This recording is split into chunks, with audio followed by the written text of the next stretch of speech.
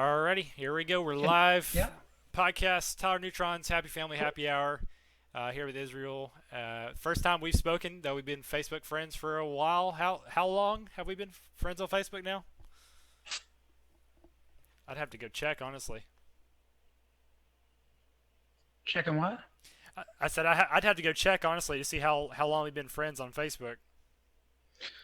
It's got to been like 2, 3 years, something like Yeah, that. yeah. It feels like I was trying. And I was also trying to remember who exactly our mutuals were.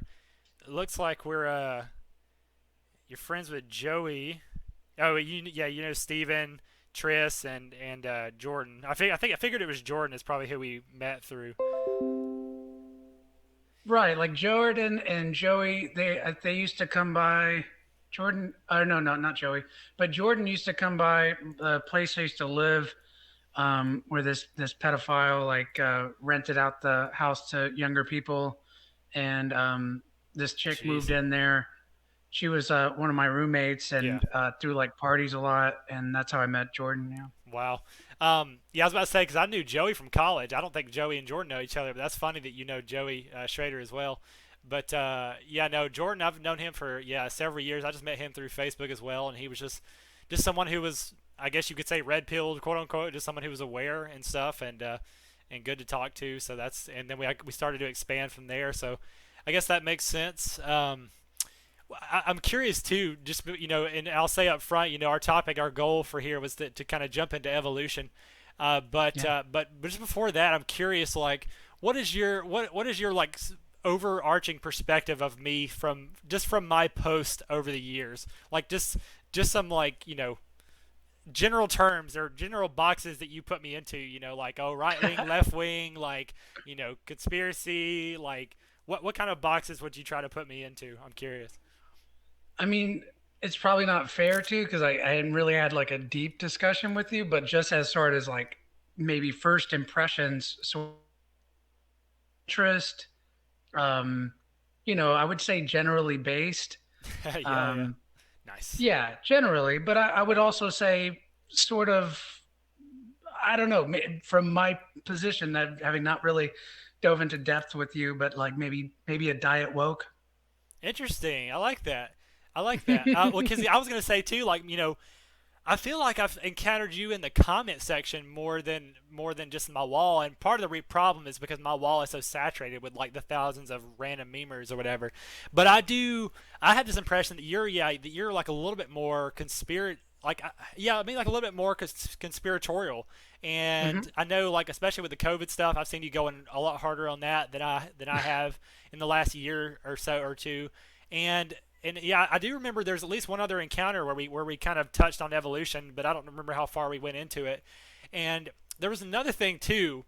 I hate to say it was like flat Earth. It's not flat Earth, right? You're not flat Earth, are you? I am. You are. Okay, awesome. Holy shit. Well, so I was about to say that's one of the other ones too. So cool. All right.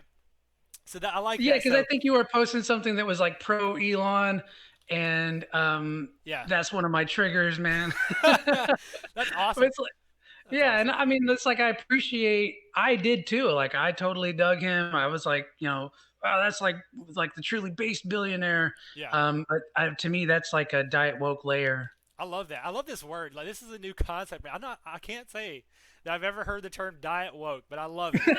But I fucking love it. And I'm excited that you're willing to talk and willing to jump on here for sure. I thank you for doing that, for coming. And what I'll tell you up front too. I usually we chat for like 30 minutes to an hour. Sometimes we try to stay on topic. Sometimes we keep it loose. This is our first time, so we'll just go with the flow. And if at any point we're ready to wrap up, we'll get it. But I guess so. We got a lot of stuff to talk about. But I guess what we can start out with what we intended to, which is evolution. And since I guess I'm taking the positive position and saying that evolution is true, real, I'll just say just briefly my background. I mean, just learning. I didn't grow up understanding evolution. I grew up in a creationist model. My parents were Baptist Christian. Hmm. I encountered. I really didn't even. In middle school we studied it, quote unquote, but I never really understood it at all. We brushed over it for like a week, and of course, being in a southern town, there's not too much coverage. It wasn't until like after high school probably that I started smoking I started smoking weed. I started like really asking questions. Started really trying to understand the world around me. I came across Cosmos. I think the documentary first, but I also read Carl Sagan's book, and that was one of the things that kind of kicked it off for me, as well as other threads. I was just studying psychology, studying a lot of stuff, and evolution just like really clicked for me, and really just, I mean, just I'd have to say, I feel like almost around the same time, like things like psychedelics kind of shattered my worldview. But evolution ever since has been like a foundation, has been something that is just, it's just to me is such a powerful pattern or such a powerful model or a powerful root or hub that brings together so many other ideas. So Hmm. I'll say that's my background, but I can you can give an introduction just as how you what's your encounter with evolution in general. Yeah, so like I came from, originally being taught, God exists or so on, Hmm. but not really taking it seriously. Yeah. But then into my early teens, I started reading stuff like Conversations with God that like really started to shatter the main ideas of it, and Yeah. eventually led me to atheism, where I was like, or maybe really more so agnosticism, where I was like, well, it's not really something I can know. But then I moved into atheism, which was like those idiots believe that these books were written by people being spoken to by God, Right. Right. and so it eventually turned into like a vehement like those guys are idiots and progress is science is evolution, the understanding of outer space, the understanding of so on and such that Mm. these people, these simpler minded people, had they're just stuck with the god of the gaps. It's Mm. that we're Yeah. filling those gaps as science progresses is what I understood. Yeah. So that's where I came from up until here recently. Really, what really red pilled me here recently was this COVIDian religion. And it Oh. showed me that, like, first of all, the lie about medicine was way bigger than I was even Hmm. prepared to understand. Yeah. And that was like the last year to me, 2020 was 2020 vision, was apocalypse, which is a great unveiling, great revealing. Mm. And it was that for me.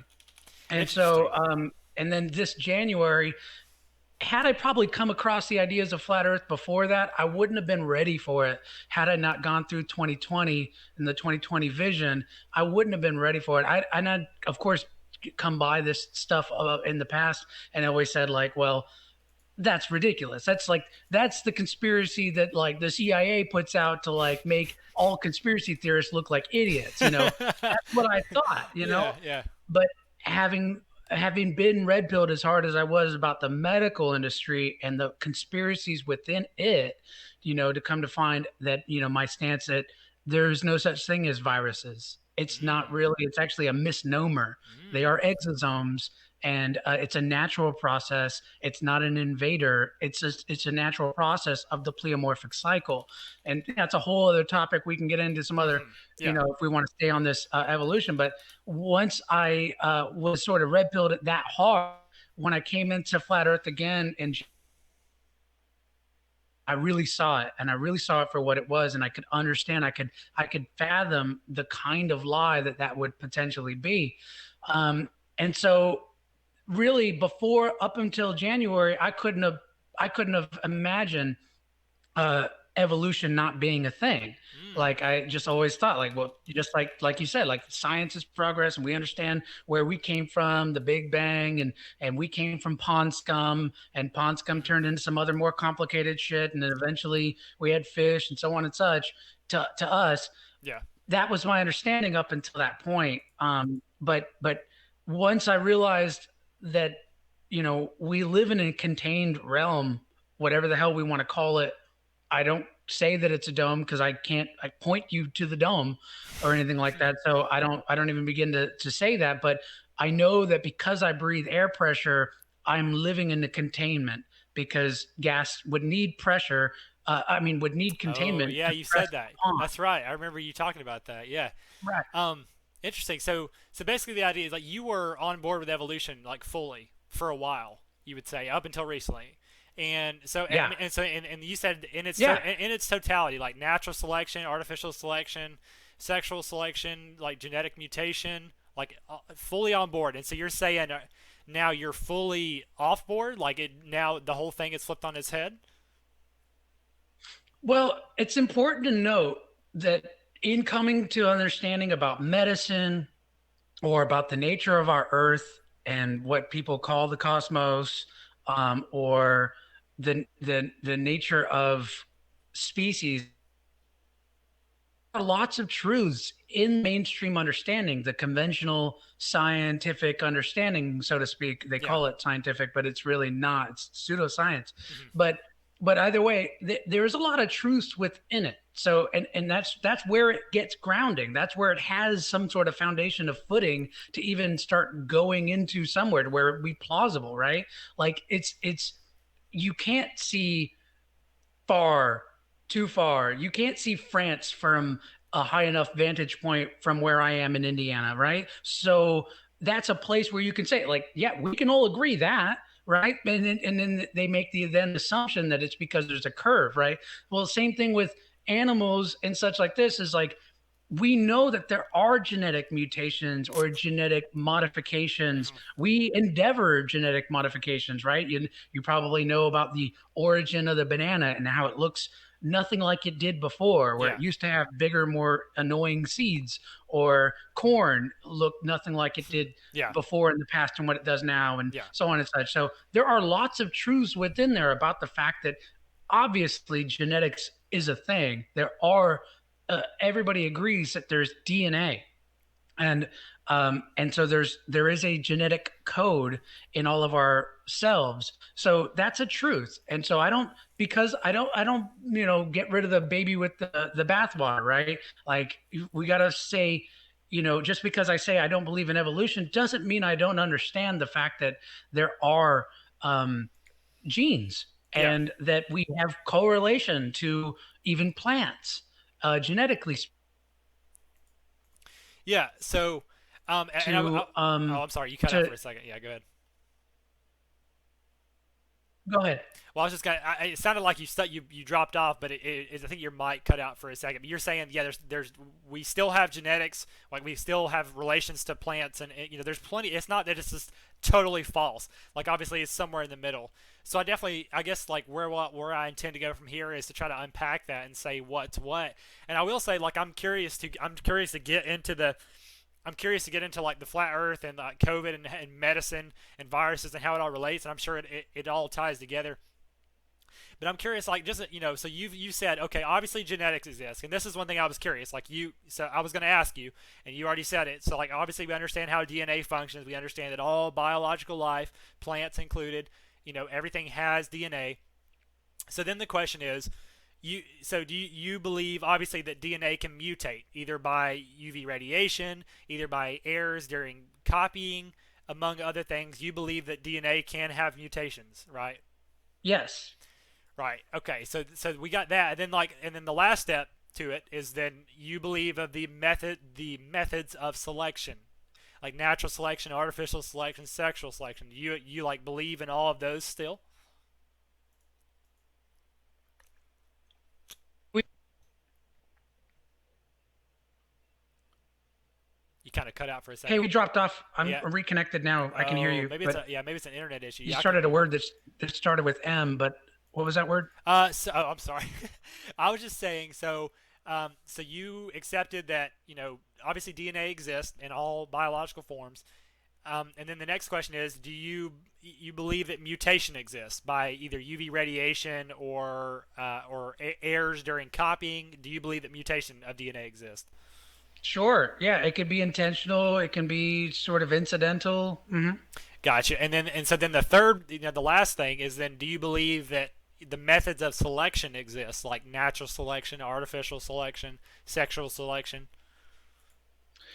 Um, yeah, there has to be that motivation of wanting to get with something that could yield more fruit, right? Like a man is attracted to a woman for her hips and breasts that may you know insinuate that she's got the ability to bear children Yeah. and to feed the children. Yeah. Like Yeah, so obviously sexual selection makes sense. And so do you and I know in the post I believe one of that's the other guys. yeah, I would say that makes sense.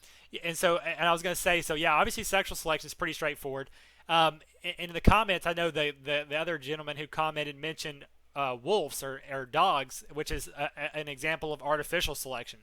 Or just like you said with corn, you already mentioned like corn and bananas and other things like cattle and stuff are all things that we artificially selected. So you obviously agree that that is a thing, right?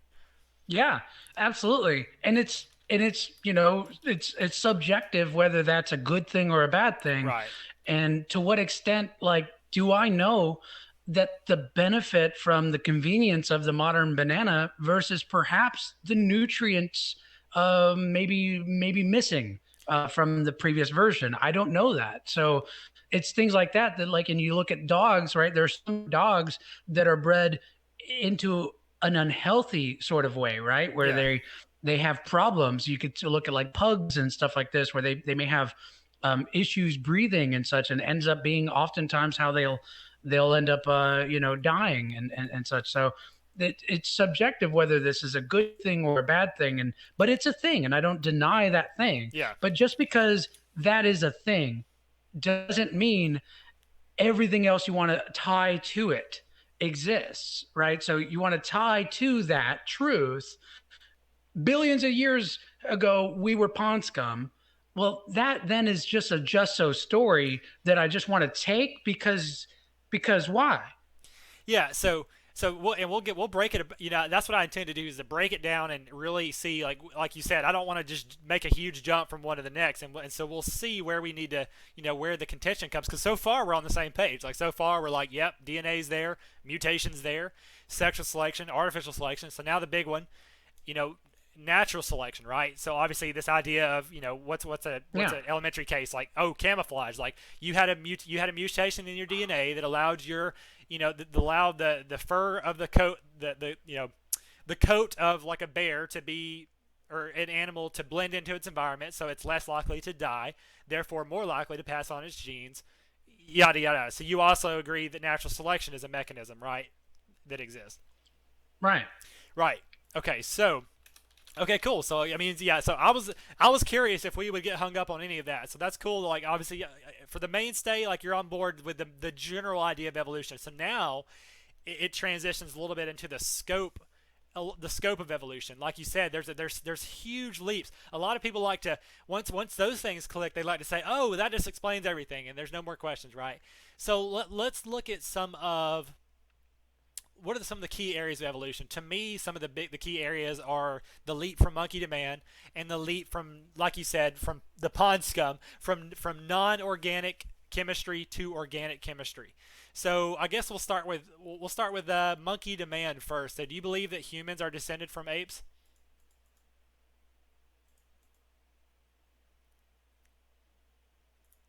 You there? Did I lose you?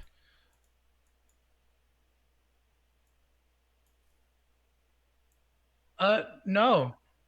Yeah, I can hear you. I got cut off, but and we're back. But no, I don't make any assumptions that species make like big leaps of, Hmm. you know, evolutions. Can you hear me, Yeah, yeah, yeah. I can hear you. Yeah. So that's what I was gonna wonder. So Tyler? Can you, you hear me? yeah, can you hear me? I can hear you.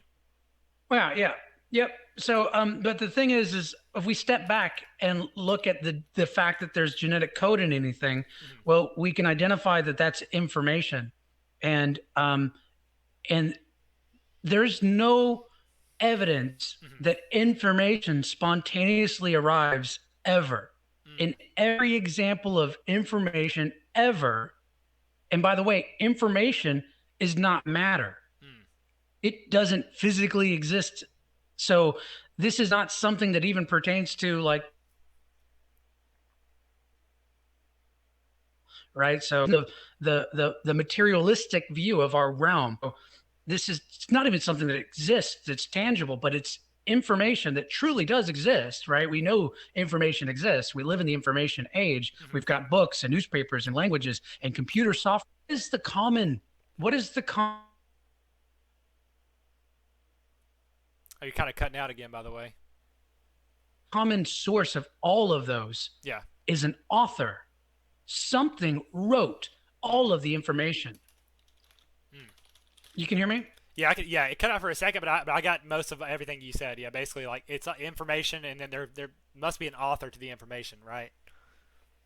No spontaneous Right. information. There's every information you've ever stumbled upon and any example you could ever give me about information would all have come from a writer. Right. Yeah. And so I have to take a leap of faith, which is basically a religion. Hmm. I have to join a religion in order to see you tell me that information in this one special case, which is, by the way, a logical fallacy, special pleading, Hmm. um, to go to this origin that information spontaneously arose with this one instance without a writer. And so, what do you mean that? What do you mean that information spontaneously arose? How does information spontaneously arise in the case of evolution? Well, that's the reason why I dropped it from my understanding of the world. But, for someone who believes in evolution, they have to identify with the fact that information in this particular instance came from nowhere, right? That is the whole point of we evolved from pond scum. Well, Pond scum doesn't have. I was gonna say so. I mean, yeah, we can get to the non. Or first of all, are you there? I don't know if you. I don't want to make sure you don't I cut can off. hear you. Okay, yeah. So we'll get to the I love how you call it pond scum. We'll get there in a second, I guess. But I'm trying to like stay on. So this idea of from like chimpanzees to humans, so to speak. I mean, technically we shared an ancestor, but or even in the case of dogs, even in the case of dog breeding, this is not spontaneous information being generated. This is just mutations in their DNA. It's just a mutation. Like you could just pull out. Says who? I don't believe that. Hmm. So like what? So you said that you agree that plants and humans, for example, like a tree and a human, both have DNA, right?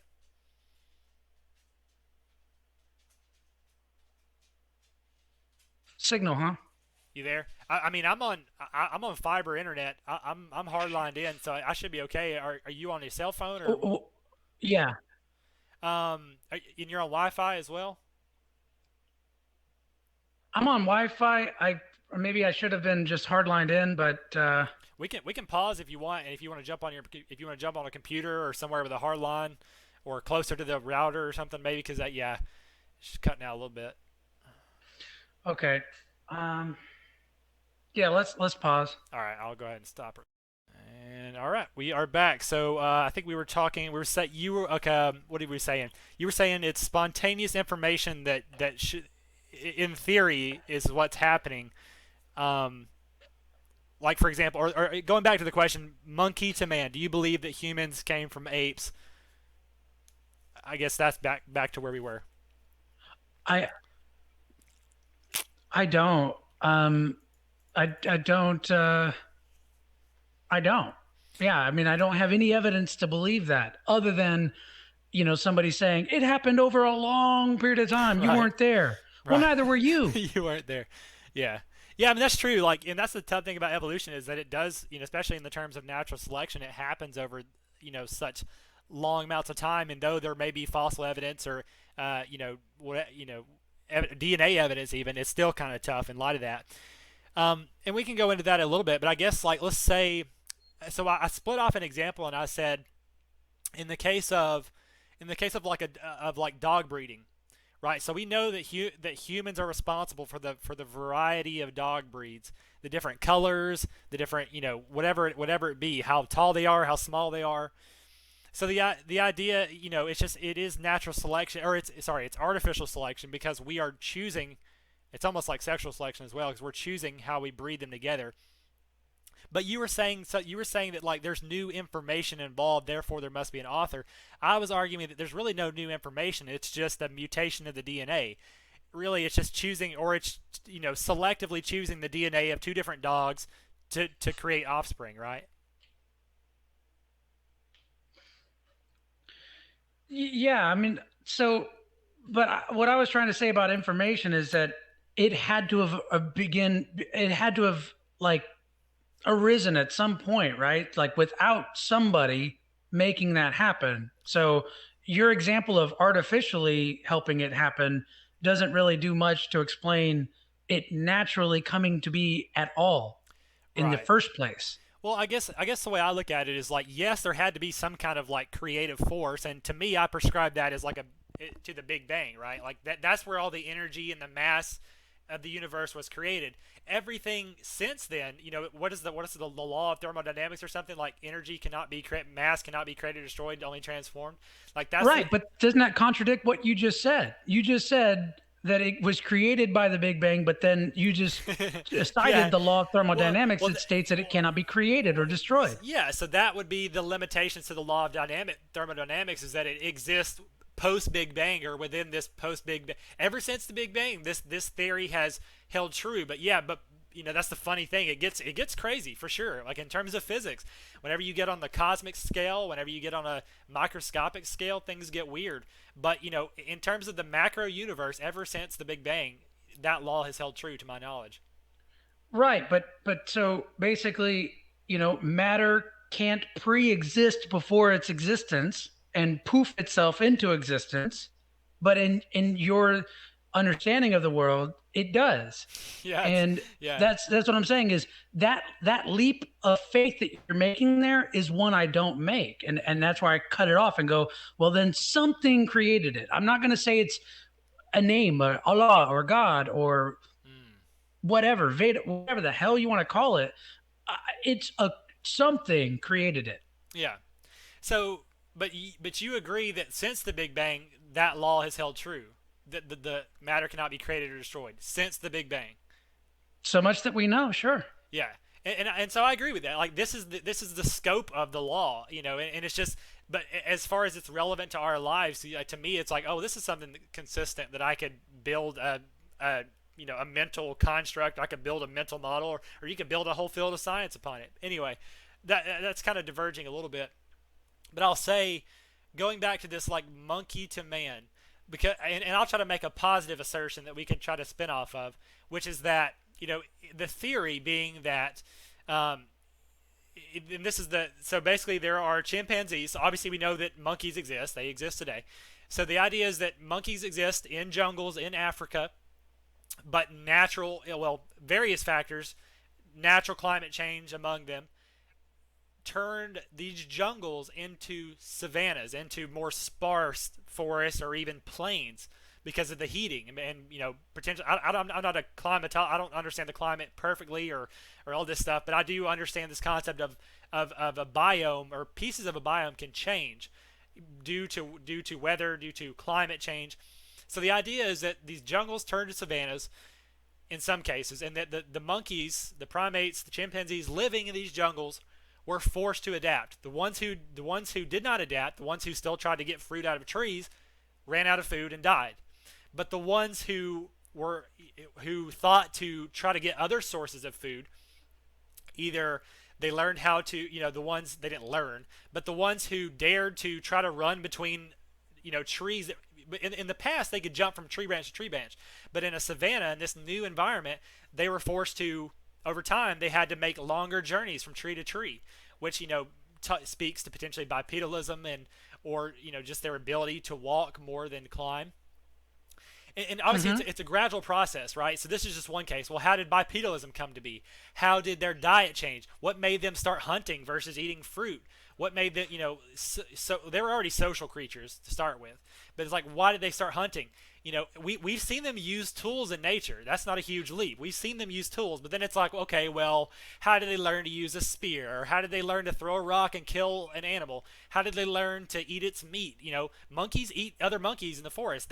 They're not total herbivores. So a lot of the stuff that defines this leap from monkey to man was already Yeah. there, right? So I guess my question then is there a particular trait of humans that really that to you says that could not have happened, that could not have come Well, from chimps?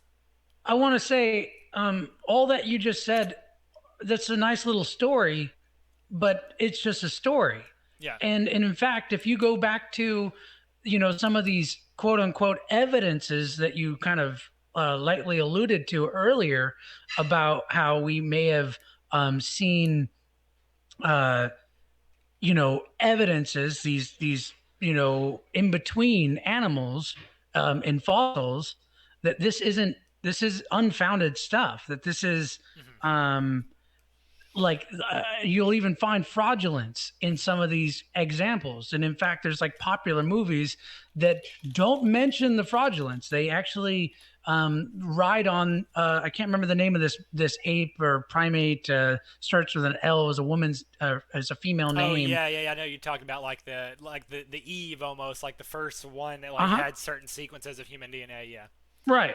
And so that, if you actually look into the actual history about that situation and not just watch it on the Universal Pictures or Paramount Pictures Hmm. little spiel of it, the story, you'll find out that there was fraudulence involved. Like, Mm. these were people that sort of, sometimes it was like that they had this stuff locked up into Smithsonian, whatever, and eventually 40 years later, after people try to, pound the doors to, hey, well, let's just examine it, let us just see it then, and then they found out that there's like wood, hodgepodging shit together to make that, to put these two bones, You may be cutting out a little bit. Are you? Can you hear me? whatever, together to make these things, Yeah. to make these these supposed cross species. Yeah. I can. Yeah. Okay. Yeah. You cut out for a second, but I But definitely yeah, heard where you though. these hodgepodge fraudulent efforts to make these um yeah. So that's what I mean, is like you'll find fraudulence in these quote unquote evidences. Yeah, The same thing and with dinosaurs. yeah, I agree. Huge frauds Oh in yeah, there's a lot of dinosaurs. And in money fact, involved and everything. Yeah, I agree. I agree. Totally agree. Can you, right. So in order to take your story seriously, we would have to take those quote unquote evidences seriously. But if you go and look into the actual history of these frauds, these fraudsters, that throws that out the window. yeah. And then your story also is standing there bare naked with no foundations. Gotcha. Yeah. So I like this, and I guess that here's the direction that I'm looking to go at this point. So there is a discussion about like the evidence and the history and what actually happened, and we will get there, and that's obviously incredibly important. That's potentially all that matters. But I guess I wanted to divide it a little bit before we get there. I just wondered if you would accept that this is a conceivable possibility. Do you think it's even conceivably possible that humans could have evolved from chimpanzees or from from apes? Well, first of all, it's almost a tangent to the fact that Big Bang equals evolution equals then the primates, then, or the early primates, then to us. You know, we're like we're kind of going back and forth over this primate situation where we're dealing with primate to primate, Hmm. which is almost like where I'm talking about. It's like, yeah, banana to banana. Yeah, sure, maybe. Hmm. But that's, if you want to, we have to follow that trail all the way back to the Big Bang in order for all of that story to really make sense and come full circle. Well, And that's where I say is like, no, no, no, mm, like that's I, where I, it belong, our argument sort of belongs at the beginning. I see what you're saying. Yeah, I see what you're saying. And before we go there, though, I'm trying to think of a different way to frame it, and I believe I can, which is that obviously here in the modern day, we see that humans exist, and we see that apes exist.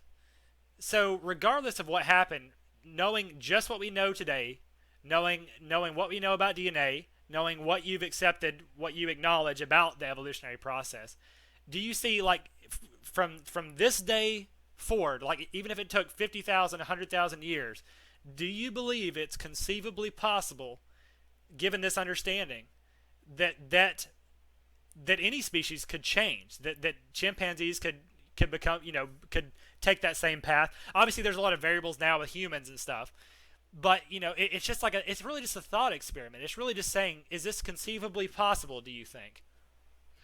So from basically what you're saying is from functionally sequence of specified complexity, can they go from one of those to another? Well, I mean, I suppose maybe perhaps, but but it's like, say, for instance, in the whole idea of evolution and modern science, Hmm. they say like a whale came from, some smaller, simpler thing, and Hmm. eventually, reptiles happen, and eventually these are big leaps. What you're Yeah. talking about are somewhat smaller leaps, right? Mm. Because Hmm. we're talking about primates and primates, Mm. and I was talking about fruits and fruits, Hmm. right? These are smaller. You're talking about canines and canines, Mm. right? These are all really like these are microcosms compared to the macro story of evolution that you're trying to like, you know, tag along with Mm. the rest of that. So I would say they aren't nearly as tangential. You're kind of saying there because again, I don't argue that genes don't exist. I don't argue that genetic modification doesn't exist, whether intentional or otherwise. I'm just trying to say is the whole idea of evolution is not just adaptation, Yeah. genetic adaptation. Hmm. There's a difference between adaptation and where it's being conflated with evolution. Right. Yeah, sometimes it's a semantic problem or an ideation problem. I like that. So I mean, you expressed this clearly. So I see what you're saying. A lot of the examples we've tackled have been within the same the same genus. Like we've I mean, humans the primates is a different species, but it's still within the same like family or the same genus. And so you're almost, if let me know if I had this correct. You're saying that you're on board with natural selection within a certain, like, dog species that, or, I mean, dogs are all species, but, dog breeds. You said bananas. You see these like smaller things, but you're not so convinced about the bigger leaps. Like you even say that primates to humans is not that inconceivable because we're technically both primates. But you're looking to explain these bigger leaps, right? That's what you're concerned with. That's what you're hung up on. Right. Well, I mean, just because there's no evidence of it ever, and the only way we can ever go there is with faith, because Mm. you weren't there, I wasn't there. The story only harkens to it, Yeah. and so it's like there are three types of complexity in all of the matter that we know, Mm-hmm. and there's random sequence complexity, ordered sequence complexity, and functional sequence complexity. These three categories of complexities of matter that we know Mm-hmm. do not ever intermingle. There's no evidence of them ever leaping into the next category, into the next category. Mm. So if you trail it all back, these are separate matters and matter that never intermingle other than in the leap of faith in the religion associated with evolution. Gotcha. Yeah, I like what you're saying. I've heard similar before, and I like, and it's definitely it makes sense.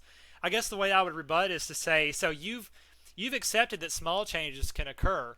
So is it not a matter that enough small changes over a long enough time becomes a large change? And things like a new family or a new species, it's just then a scientific. It's almost like a semantic thing. It's just it's different enough now that we're going to give it a different name, right? Like that's the idea. Is that yes? I mean, humans, primates to humans, bananas to their predecessor, corn to its predator from maize. These are just small changes, but enough of these small changes in a row, and your end product is nothing like your beginning product at all. You've got like a whale from a fish. Like that's absurd to go from a whale to a fish, but it's not absurd to go from a fish to a slightly bigger fish, to a slightly bigger fish, to a slightly bigger fish, over a million billion years, and now you've got a whale, right? That's my rebut. Okay, well, all that is just one category of complexity. Hmm. How are you going to tell me we came from rocks? So okay, so we'll get there. I guess I mean, so are you willing to say? I mean, and we'll also get into the evidence, talking about what actually happened and what we actually have evidence and fossils of. But at this point, so you're saying that you're conceptually willing to say, or entertain the possibility that all the diversity of life, fish to whales, plants, trees, corn, whatever, that theoretically it all could be a part of the same tree. You can't just go from one to the other, but theoretically it all could share a common ancestor. Not a rock, not a pool of shit, but a bacteria or a simple celled organism could be theoretically, in terms of natural selection and evolution, you would entertain that possibility. I would say it takes a lot of faith, and there's no evidence of it. There's no evidence of it. There's just a story. There's just, hey, it happens over a long period of time. You weren't there. Right. That's it. So, But yeah. it's not very far away from another story of, hey, you weren't there in those stories in the Bible. They happened. You weren't there. So here's maybe something. Here's maybe I don't know if you call it an aside, but maybe we can take a step back to look at one of the fundamental differences here, which is understanding through direct evidence and understanding through, would you call it deduction or induction? I think it's, is it induction? I don't know, but basically understanding through the pattern. Like obviously, like um, yeah, obviously no individual can see the process of evolution. So it always, like you are right, it does take faith. But really, it's like the idea of like, well, I understand that 2 plus 2 equals 4. Therefore, I understand the basic laws of how you can add numbers together. It's like I haven't gone through every combination of numbers, adding them together, looking to make sure that 2 plus 3 equals 5, that 2 plus 4 equals 6. Like I haven't seen every single one myself. But yet I can tell you, hey, 4 plus 5 equals 9, and you don't have to be like, well, I haven't seen that exact thing. You can say, oh, well, I know 2 plus 2 equals 4, therefore you can make an inference, right? This is the idea that you can make a leap of logic.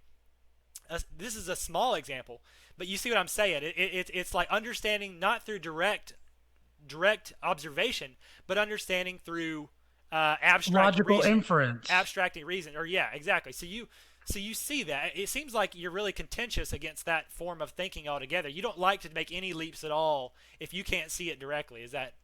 I mean, am I accurate? Um, yeah, I don't.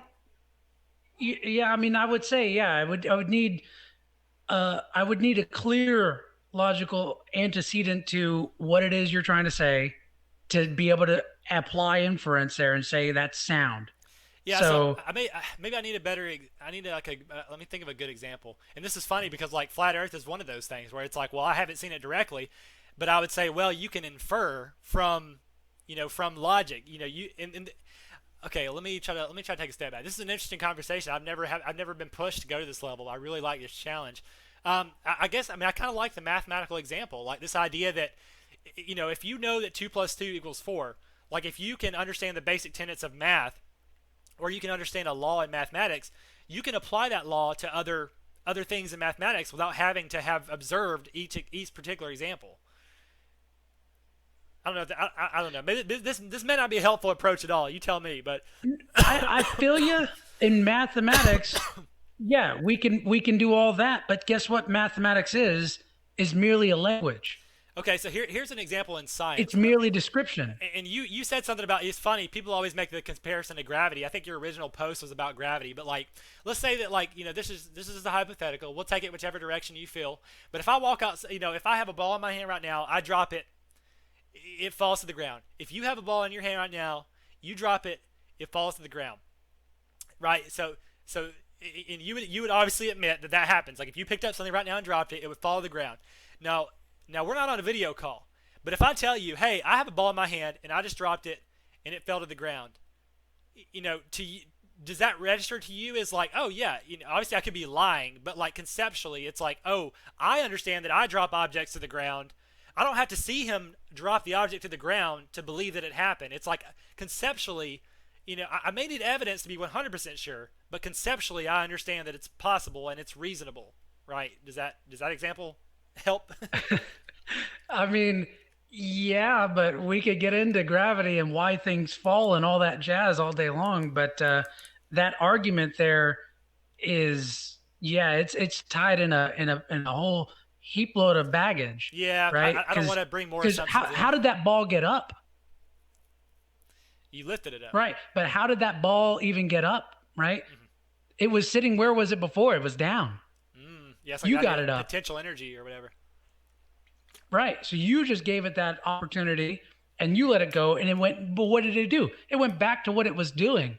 It was sitting in its somewhat equilibrium. Interesting. And this is regarding its density compared to the medium in which it's sitting, right? That same ball, if it had air in it and you stuck it in water, and you dropped it on top of water, is it going to drop to the bottom or is it going to float there at the top? Hmm. This has nothing to do with matter attracting matter. This has to do with density.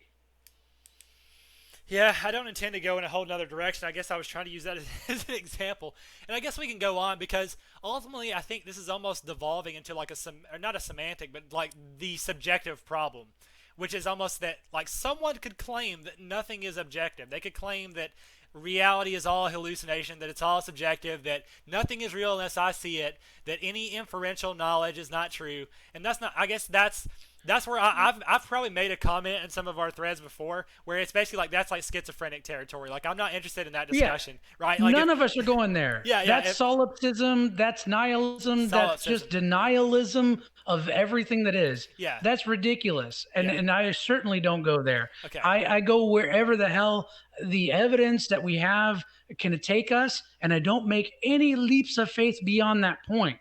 And so that's where I go. That's where I come from. That's why I in you were saying like these sort of intertwine, and it's funny that your examples of analogies are so much intertwined with this entire concept, the mm-hmm. entire scientific the modern quote unquote scientific model of our realm. It is all intertwined, and it all comes back to stories where they borrow from what the fuck we really can identify with, right? It's silly to say, well, would I not believe that if you drop the ball, it would fall down, right? It would be, it's like so almost just ridiculous. It's not even needed Absurd to yeah say, yeah right? So that, but they borrow that very simple, fundamental, obvious truth, and then write it on down to matter attracts matter, and that's how this whole thing all sits and works. mm. And then that's what I'm saying is like that you need that in your model. You need that because without that, the Big Bang happened is an explosion going, but things started coming in together and coalescing, and that's how you would have an earth for animals to evolve from pond scum. So all of that needs to happen in your reality. The story, the model that you choose to subscribe to, it belongs to all of that. Do you see what I mean? Yeah, I definitely see how a lot of it hinges upon these like critical assumptions, like you said, and how do I try to say? Like I'm kind of trying to avoid going there because it almost feels to me like we're approaching a similar kind of like, not necessarily the subjective or the semantic problem, but almost like a place that no one has ever observed, or an information that will never be, that we have not observed at all. So no one can. It's like the existence of God. You can't prove God exists. You can't prove God does not exist because So, there's no measuring it, right? well, so I used to feel that way, but where you're stopping and saying we weren't there and we, like we don't have a anybody there to observe that and report that to us sort of thing. Yeah. Well, that's where we can use logical inference. You had alluded to using logical inference to Yeah. say, oh, because we know that a banana came to the modern banana, or a dog came to these other Right. dogs. Right. Because of that, then we can say, go as far as we can go, but we can only go as far as we can go. And what we can know is that there's no evidence at all of complexities intermingling, random sequence complexities, the aftermath of a tornado, ordered sequence of complexities, a crystal or rock, or functional ordered sequence complexity, specified like a being, something with genetic code, it yielding its information, and its information talking to its ribosomes that produce proteins that continue to make that being. All, those are three incredibly different things. And so we can't, there's nowhere to make that logical inference to say, well, given enough time, we were rocks. Mm-hmm. There's just nowhere to go there. You can go there in faith, but that is a religion. And that's my argument, that my understanding of the world in the past, of we came from the Big Bang, is a religion. Hmm. Trying to think of how to navigate this. Is such an interesting challenge. I love it. I love it. I love it. I love it. So I actually, I thought about this example, like one of the simplest mathematical notation for inductive reasoning is like A equals B, and B equals C, therefore A equals C. Like that's this idea that like you don't see that A equals C, but like you can induce it. And you're saying you agree with inductive reasoning, but I guess here's maybe the approach that I want to take now. The question I have, which is that if you are so distrusting in things like the scientific institutions and obviously I'm very distrusting of many things, of like the mainstream media, many of the narratives that play today, many of the historical narratives. Like I'm very sus of a lot of it, um, but I trust a lot of it, not just because of trust, not just because I've seen it multiple places, but because it makes sense to me, right? It fits into this like conceptual model, and it's reinforced by many things. And obviously you're saying, no, we lack information here, we know of frauds, but like, what do you build your reality off of? Who do you trust? Like, obviously you haven't. Obviously you've listened to some people. Obviously you've read some books. You've watched some movies. Who's not to say that that wasn't all a psyop, or that wasn't all lies? That wasn't all false. This evidence that you speak, you say there's no evidence for this. There's no evidence for this, but there is evidence for this. That evidence that you say, who's not to say that that wasn't fabricated? How would you say that? How would you say that? Maybe I'll flip the script here and say that you prove it. Yeah. Well, this is like right. So I come from a place. I come from the same place you came from, right? So I thought I was smart, knowing all the shit that you're touting, right? So what got me from there to here, right? And yes, I am conspiratorial minded. I understand that powerful people, all that, all saying, I understand that conspiracy can exist.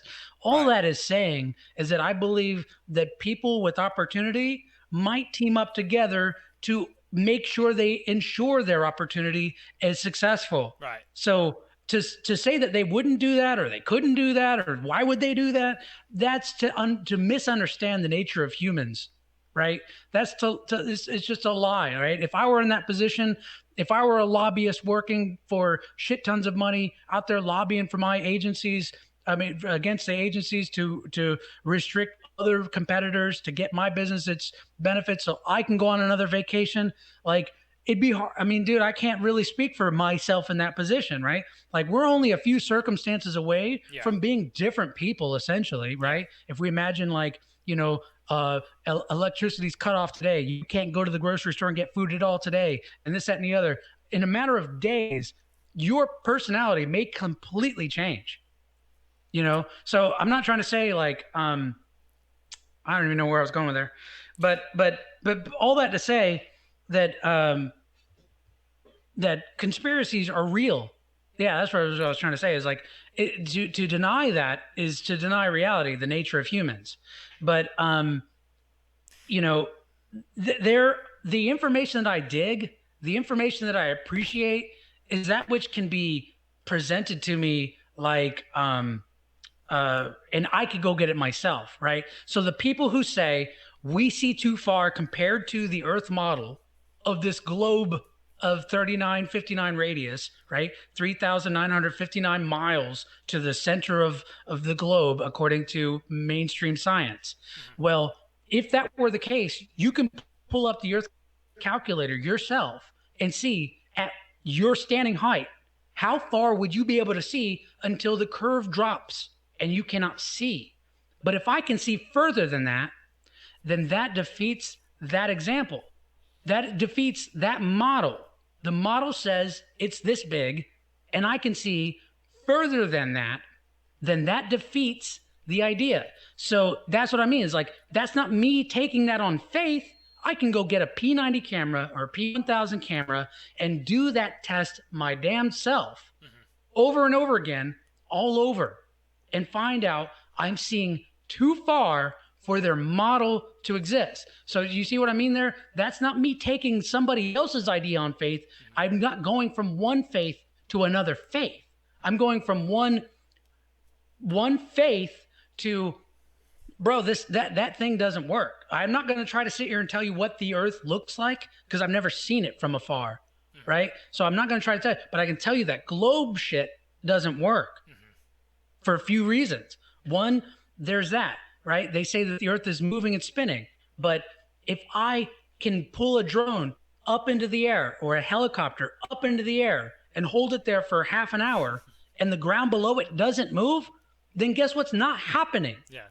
The earth is not moving beneath it. Yeah. So I guess to reel it back a little bit, my assertion or my direction is saying like, well, what can you trust? And you say you basically your reply is, I trust the things that I can recreate myself, that I can see right in front of me, and that's valid. That's noble. Like that's awesome. Like especially in a world of lies and conspiracy and lobbyists, like you said, trust what's in front of you. Trust your intuition. Trust your instinct.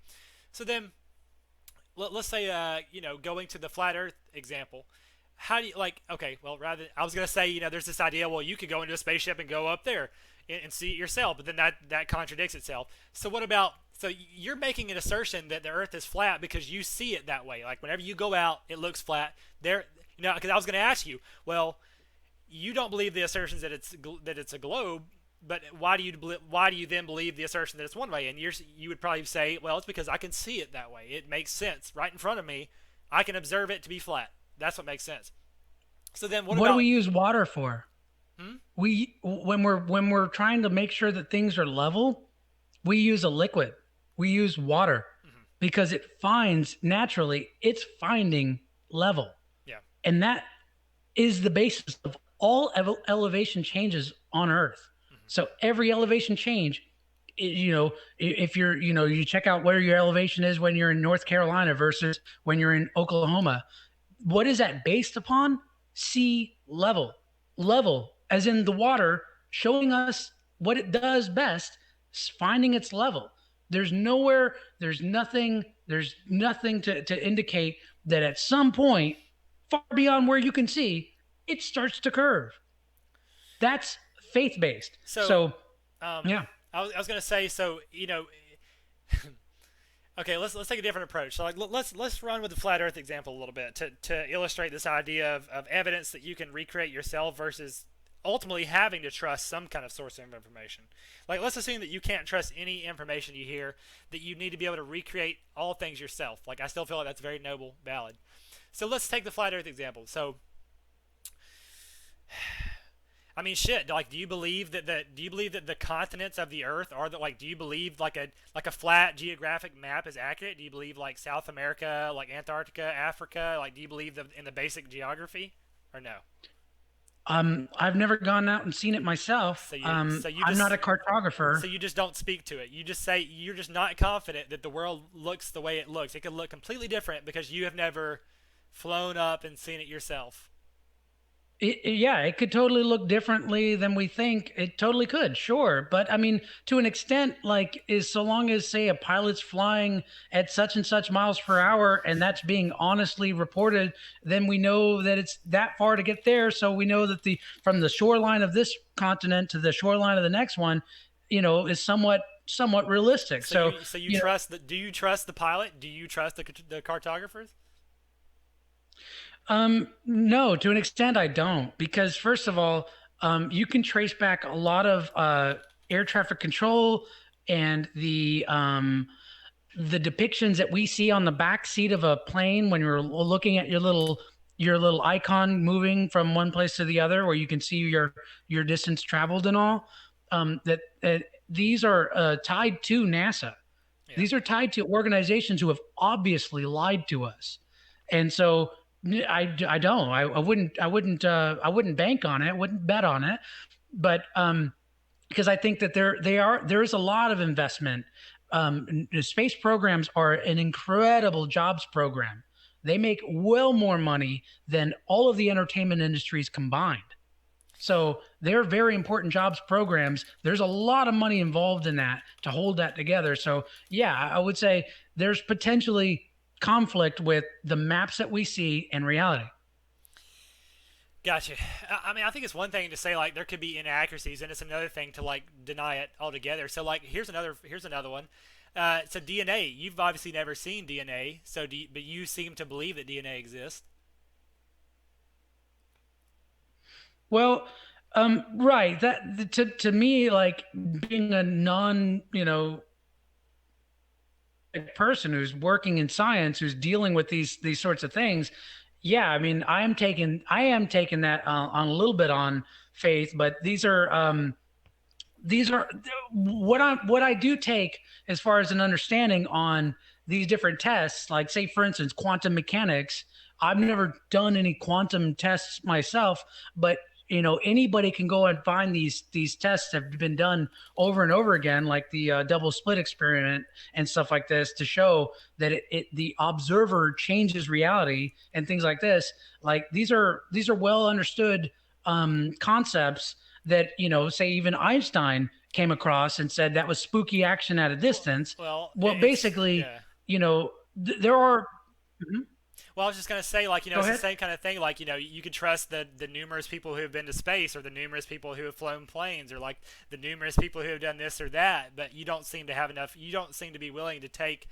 You said you'll take some leaps of faith, if it seems, like, I don't understand what the difference is, because like you're saying, like DNA, you're trusting, you're doing a leap of faith, saying that these certain scientists, that Watson and Crick and everybody since then has verified that DNA exists, and you're trusting that. You're trusting those scientists and those scientific institutions, but you don't want to leap of faith other ones. And that's what's curious to me, because they are the same institutions and sometimes the same if people. genetic if genetic information exists, yeah. But however, I don't make any further assumptions beyond, if genetic information exists, it was written. If it doesn't exist, then what the hell are you arguing?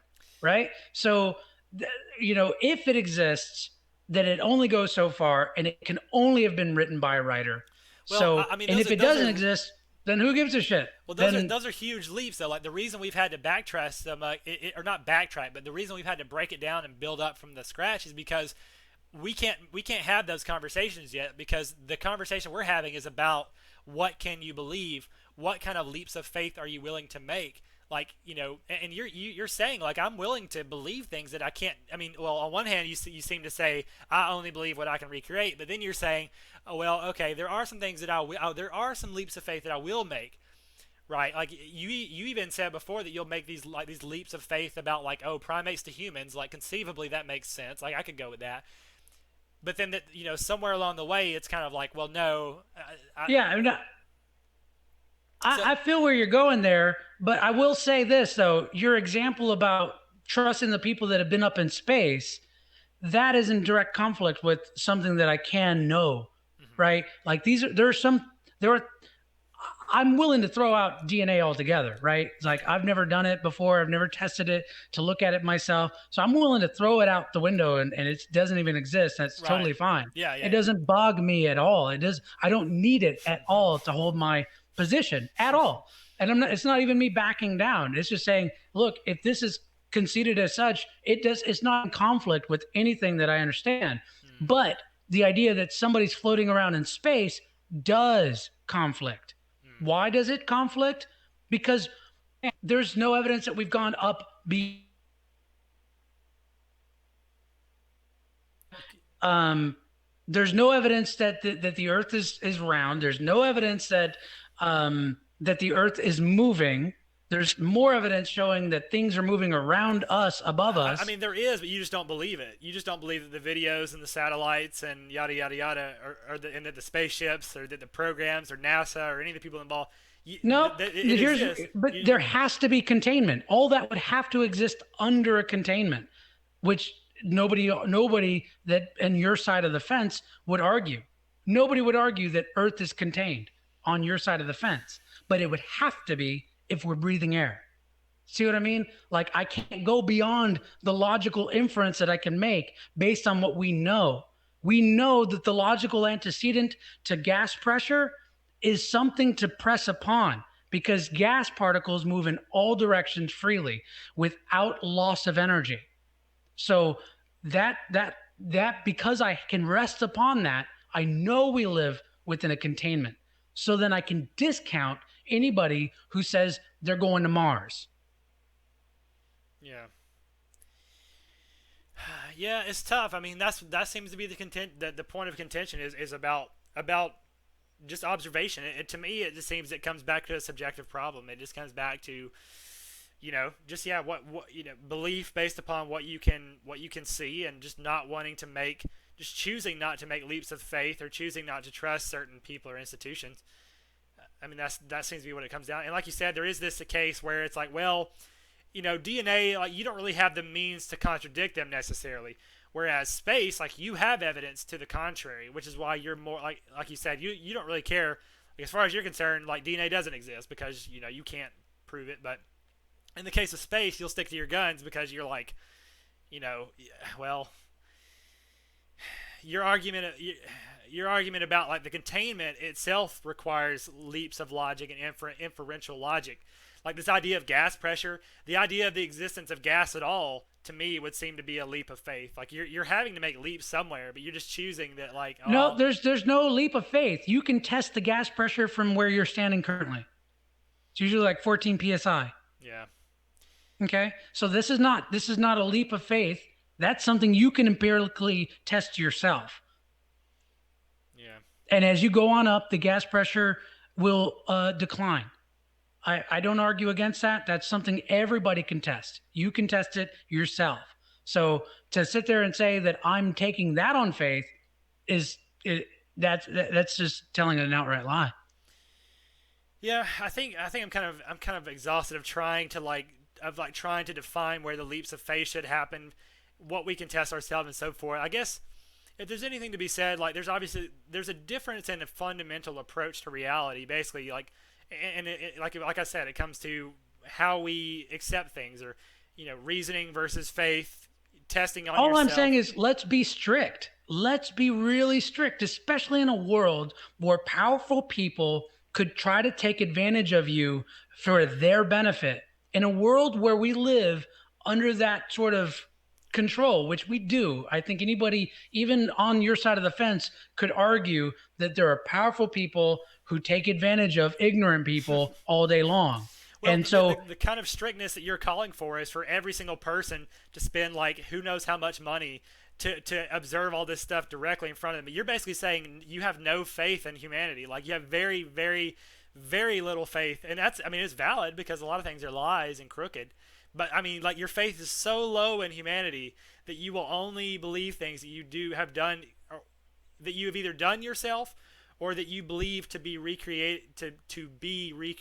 by yourself. Like to me, that's such a minuscule amount of faith in humanity as to be so counterproductive to the individual and to society that would set us back into like not even the dark ages, but something worse. Like that's schizophrenic territory. Honestly, like it's bad to we me. need to start over in a lot of ways. We do. And no, it doesn't go that far back. Like in the 1800s, in some ways, medical technology was more advanced.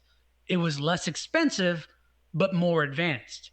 What's Yeah, happened is a hijacking of that by rich and powerful people to sell more petroleum products. yeah, So if you're living right now in a day where if you saw the chart for VAERS reports, vaccine adverse events reporting system that is associated with the CDC, an important agency to a lot of people, you're living in a time right now where that is skyrocketed beyond all comprehension compared to all years since the 80s when it was made. yeah. So you're living in a place where people are getting taken advantage of for egregious benefit, No, I for agree. I mean egregious consequent. Oh yeah, But you want to tell me that I might be a little bit schizophrenic in my paranoia about trusting people? yeah. Well, I would just say I hope that you care for your well-being enough, and maybe anybody under your care for their well-being enough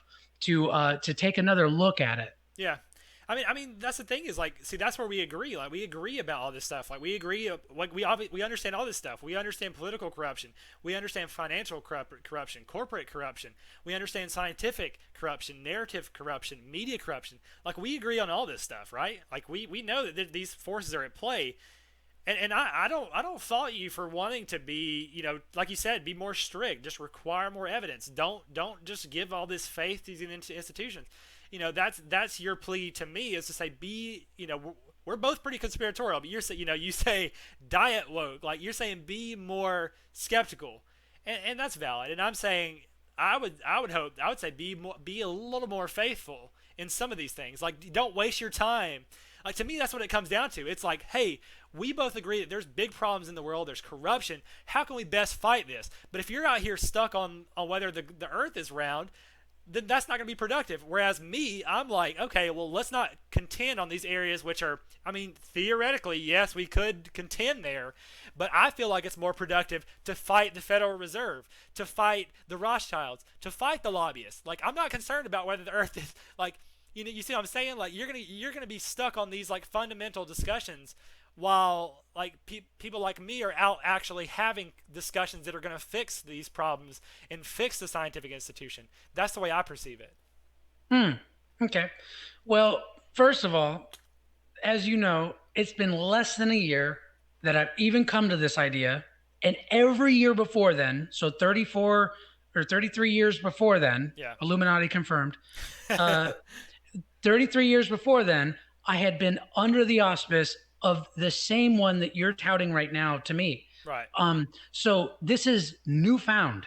This is exciting and new to me. Yeah. It is. So yeah, I'm a bit more into it now than I will be in 5 years from now. Yeah. That's for darn sure.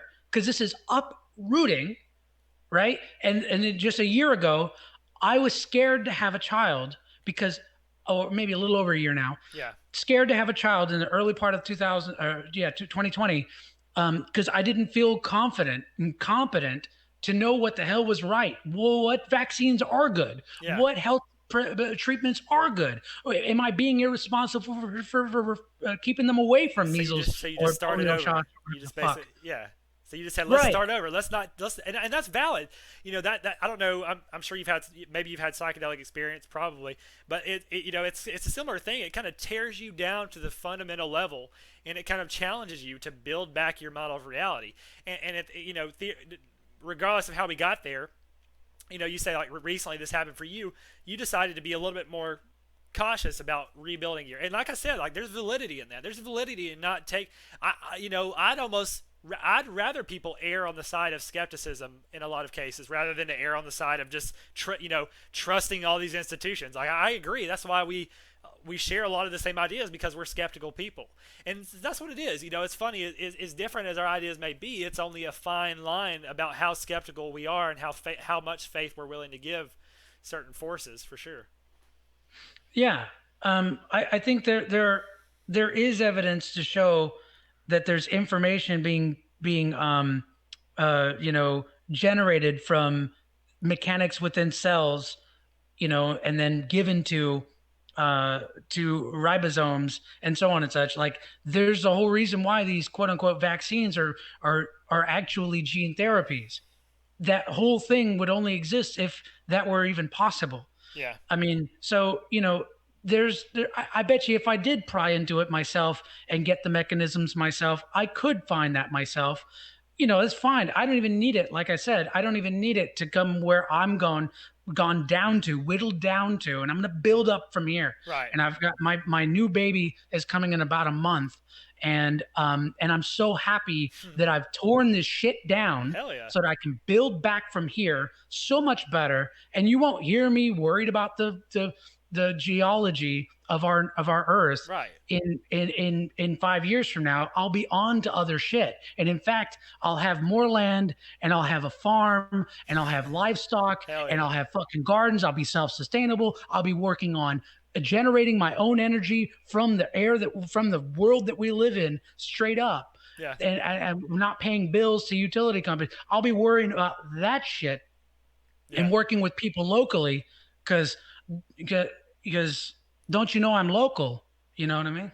Hell yeah. No, I like that a lot. Yeah, congratulations on the baby for sure, and congratulations on this effort to strip your reality down and build back. Like to me, that's something that I feel like everybody should do. Don't take any assumptions. Don't take anything for granted. Tear it apart and build it back up. And I love that. I love that you have this perspective where it's like we're gonna continue to construct this reality because now that you've gone through this, your reality is going to be bulletproof. It's going to be indestructible because you have taken the time to not make any assumptions. And I think that's the important lesson here. I think that's really one of the main takeaways. I think I like it. Yeah. This is huge. This is why I changed my last name. My wife and I, we've taken up a new name and we're treading into this new direction. My parents didn't do this for me. I'm doing this for my generations and moving forward. And we're That's going to do awesome. this from the ground up. That's awesome.